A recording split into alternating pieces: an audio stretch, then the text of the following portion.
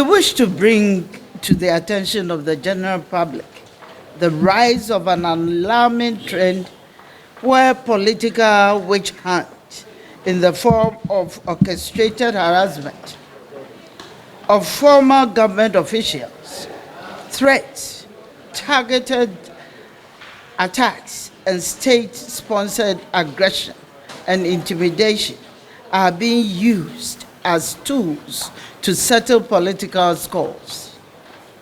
Ghana's political climate is undergoing a perilous shift, and we will not tolerate the erosion of our democracy.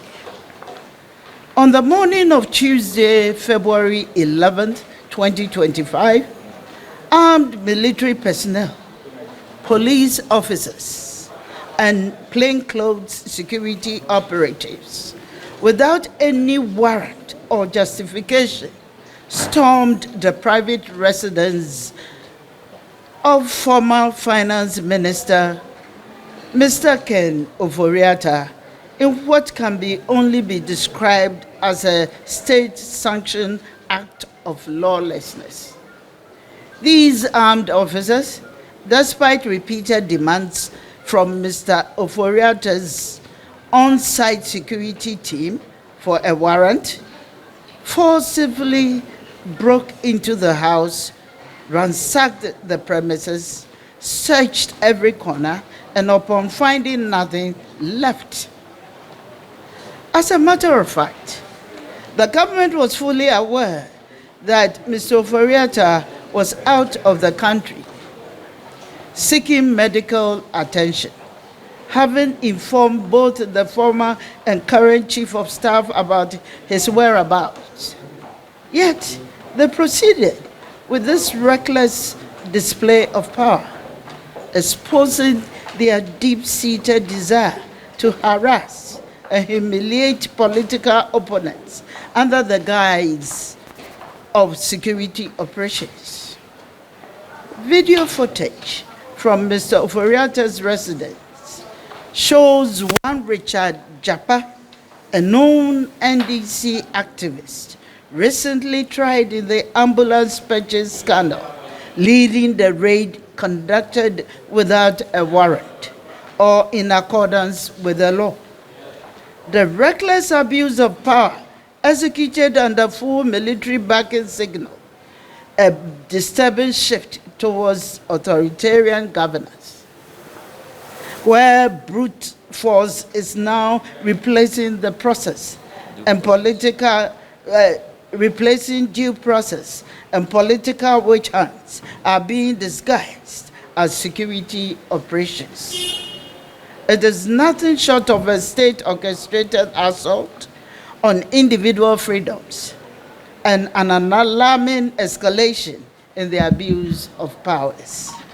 Similarly, on Monday, 3rd February 2025, the residence of Lord Nkommo, former Director of Operations at the Jubilee House, was raided with his vehicle unlawfully seized.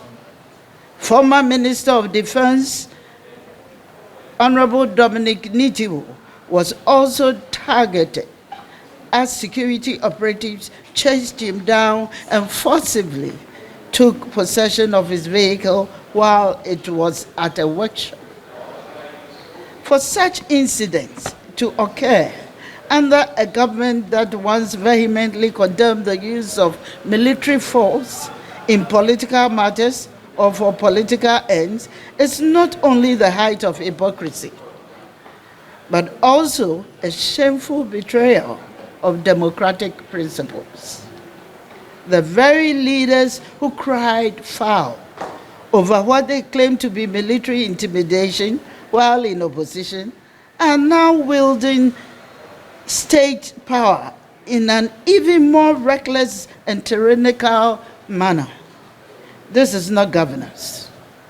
It is a hostile takeover, reminiscent of regimes that thrive on suppression, intimidation, and fear. Today, February 12th, yesterday, February 12, 2025, the OSP, subsequent to the raid, has also, without recourse to law and due process, announced at a press conference that he considers Mr. Ofori-Atta a suspect and a fugitive. This is shocking. When no charges have even been preferred against the former finance minister. Another matter that demands the attention of the public is the glaring bias and selective justice being exhibited by state security agencies in the administration of their duties. The National Intelligence Bureau, the NIB, on Monday, 10th February 2025, wasted no time in summoning the Minority Chief Whip, Honorable Frank Anodombre, for questioning over comments he made concerning the disputed Ablekuma North parliamentary elections results. His words urging NPP supporters to protect their own were swiftly deemed insightful and required interrogation at the highest level of the security apparatus. Yet, when Mustafa Bande, the Deputy General Secretary of the NDC and Deputy Director of Operations in the Presidency, openly declared on live television on Friday, 7th February 2025, that the NDC would sacrifice the minority leader, Honorable Alexander Afenyo-Markin, the NIB found no cause for alarm and did not summon him for questioning. Neither did they demand an explanation for such utterances. The NIB did not also find it necessary to investigate what was an explicit and direct threat to the life of Honorable Afenyo-Markin and a deliberate attempt to incite violence against him. Mr. Bande's comments were dangerous and a criminal incitement to harm the minority leader. It was a direct attack on his safety and an assault on the very principles of democracy and the rule of law. This glaring double standard exposes the dangerous path this country is heading down. One where justice is no longer blind but selectively wielded against political opponents. If the NIB is truly committed to upholding law and order, it must explain why the minority chief whip was swiftly summoned for interrogation over his comments, while the Deputy Director of Operations at the Presidency, who openly threatened the minority leader's life, was allowed to walk free without consequences.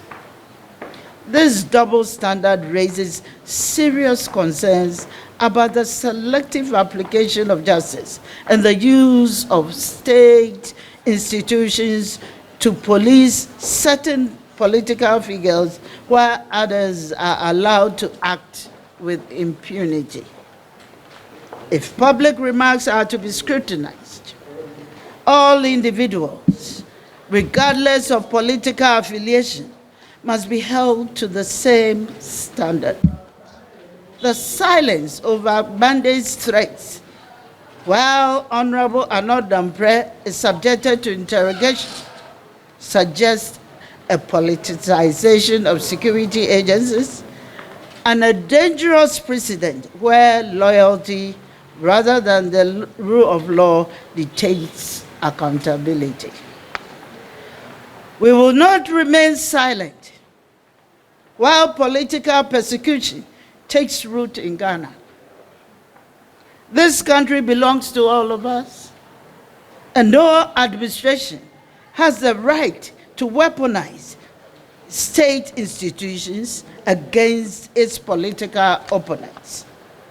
We demand an immediate, transparent, and independent investigation into these politically motivated attacks and insist that those responsible be held accountable. The harassment of former government officials must cease immediately, and due process must be followed in all legal matters. The use of security forces for political vendettas points to a dangerous descent into lawlessness, one where due process is cast aside and state institutions are weaponized or harass or silence perceived opponents. This undermines our institutions and erodes public confidence in governance. As such, the government must demonstrate political maturity and tolerance by fostering an environment where opposition voices are respected rather than suppressed through intimidation and coercion. No democracies can survive when its institutions become weapons for political vengeance. No citizen, no matter how highly placed, is safe when due process is replaced with brute force. If we allow this lawlessness to continue unchecked, tomorrow it will not just be politicians who are targeted, but ordinary Ghanaians who hold dissenting views.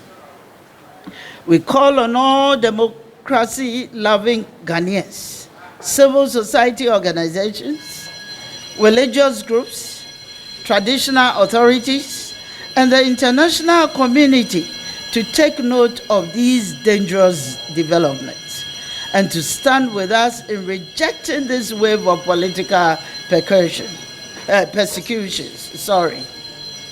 If unchecked, these abuses will set Ghana back decades and erode the democratic gains we have made. The government must be reminded that power is transient and history will not judge kindly those who turn state institutions into instruments of oppression. The path this government is taking is a dangerous one. We will not allow tyranny to replace democracy, and we will continue to champion justice, fairness, and democratic governance. We in the minority demand that if the government is claiming no knowledge of such actions, then we demand from the government that all those responsible for these actions must be arrested and prosecuted immediately. God bless our homeland, Ghana.